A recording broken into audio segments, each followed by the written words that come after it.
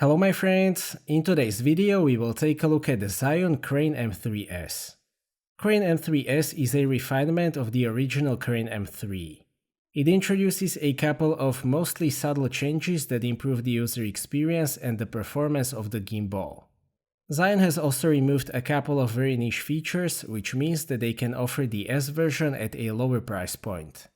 In this video, we will take a look at the performance of the Crane M3s in combination with Sony A7IV and Fujifilm X-S20 to find out whether you should consider getting one. Crane M3s uses the usual crane configuration with a vertical arm. It is just 24 cm long when folded and it only weighs 705 grams. That means that this gimbal is extremely compact. Even when you compare it to very compact Weebill 3S, it is noticeably smaller and lighter. Despite that, it works even with full-frame cameras, although there are some limitations. There is no official payload capacity, but it will work with a full-frame camera such as Sony A7IV and light to medium weight lenses such as 24 to 70mm f4. I've been testing it with Sony A7IV and Shure 35mm t2.9 anamorphic lens, which worked very well. I've also been using it with Fujifilm X-S20 and Viltrox 13mm f1.4, which was completely fine as well. The balancing process is relatively easy depending on the camera. The arms move very smoothly, so it is easy to set the correct position. The tilt axis is balanced near the tilt motor, which is a difference in comparison with most gimbals, but it doesn't really matter. A big improvement is that the pan axis arm is longer by 1 cm, which allows you to balance the pan axis with full-frame cameras and reasonably sized lenses. That was not possible with the original Crane M3. Crane M3s also has an auto-tune function, much like most other gimbals, so you don't have to guess which payload setting is the best one.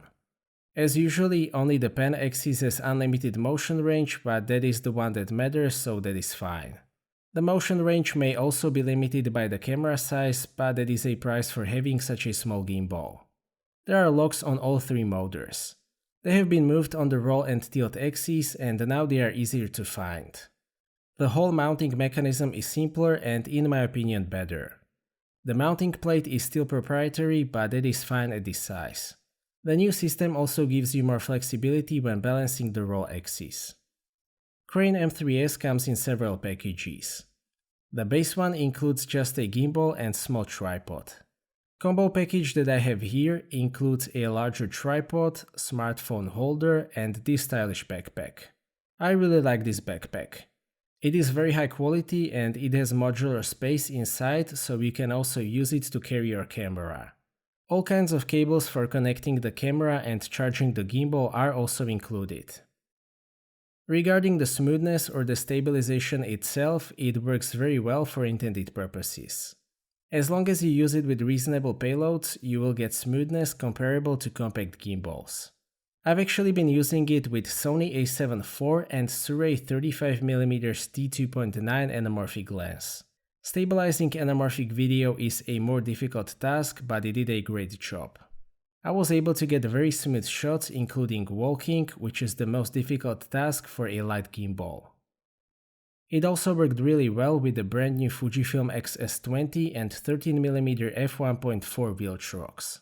The X-S20 has an excellent IBIS, which is very effective, but still predictable, so it works very well on a gimbal.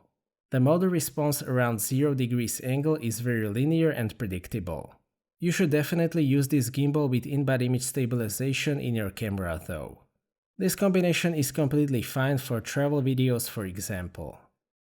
Crane M3s can also work with smartphones and even action cameras. It works well, but setting it up is a lot more difficult than with a dedicated smartphone gimbal. If you have Crane M3s, it is fine to use it with your smartphone if you need to, but I don't recommend buying it primarily for smartphone use. Using a dedicated smartphone gimbal such as Smooth 5S is much more convenient. Needless to say, I am very happy with the size to performance ratio of the Crane M3s. It can basically provide mid-sized gimbal smoothness with subcompact design, which is very impressive. If you want something for heavy-duty commercial use with full-frame camera and larger lenses, I would probably go with something like Weebill 3S instead. Weebill S is still a valid middle option between those two, so Zhiyun has a really good selection at the moment. Very complete motor parameter settings also contribute to the overall performance.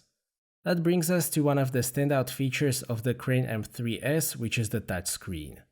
It is very bright, detailed and responsive. Basically, the only limitation that I found is that you can only use one of three options in the follow speed, joystick speed or smoothness settings. If you want to use a custom setting, you have to do that through the app. Other than that, it gives you access to everything that you might need and it is very easy to use. It is definitely a huge improvement over the old calculator style gimbal displays or having no display at all, so big thumbs up for that. Physical controls are simple but sufficient. You have the power button on the right side, the joystick, mode button and the recording button on the front side, light control wheel on the left side, and there is a trigger button and another control wheel on the back side. The grip is also very well shaped. It is secure and comfortable to hold despite the size, so big thumbs up for that. Crane M3s offers basically the same follow modes as larger gimbals. There is the pan follow where the gimbal follows your movement in the horizontal axis. Follow mode follows your horizontal movements and tilting of the gimbal. In the lock mode, it will just keep the camera pointed in one direction. In POV mode, it follows all axes, so panning, tilting and rolling. Go mode is basically a sports mode where the gimbal follows your movements faster. You can enter the selfie mode by triple pressing the trigger button and you can reset the gimbal position by double pressing it. Another improvement over the original M3 is Bluetooth remote shutter.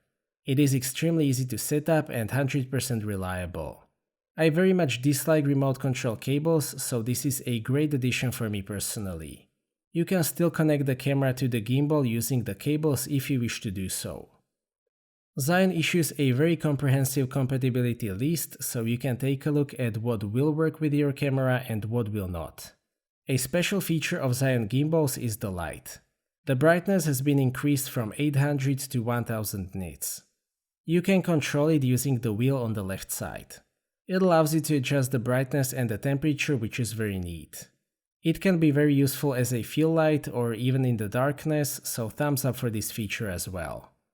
One more thing that I have to add is that the expansion contacts on the bottom of the gimbal have been removed, so the solution with microphone input on the gimbal is not available.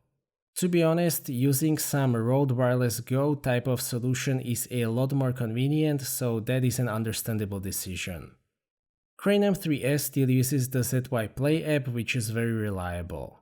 It offers very comprehensive parameter settings, it works great as a remote control, and I haven't had any issues with firmware updates. Crane M3s uses an 1150 mAh integrated battery, which is fine at this size. The battery should last about 7 to 8 hours, which is also enough for this kind of gimbal. It supports up to 12-watt charging using the PD standard, so the recharge time is pretty short at 2 hours. To sum up, Zhiyun Crane M3s is a very capable subcompact gimbal. Changes between the original and the S version are not huge, but they improve the overall user experience and they allow Zhiyun to offer the S version at lower price point. The biggest strength of the M3s is still the size to performance ratio. It is the smallest gimbal that is realistically usable with a full-frame camera. I think that it is currently the best choice for cameras such as Sony ZV-E10, ZV-1, Fujifilm X-S20 and so on. Functionality with smartphones and action cameras is an added bonus. My biggest complaint with the original M3 was the length of the pen arm, which has been fixed, so big thumbs up for that. The size naturally brings some limitations, but within those limitations I can't really complain about anything. If you are looking for a compact gimbal for your mirrorless camera, I can highly recommend this one. So that's it for this video, thank you for watching, I hope that you liked this video and that you have found it to be useful. Stay tuned for more videos and maybe consider subscribing if you don't want to miss my future content. I appreciate your feedback in form of thumbs up or thumbs down. If you would like to ask anything or share your opinion, please do so in the comment section, and see you next time.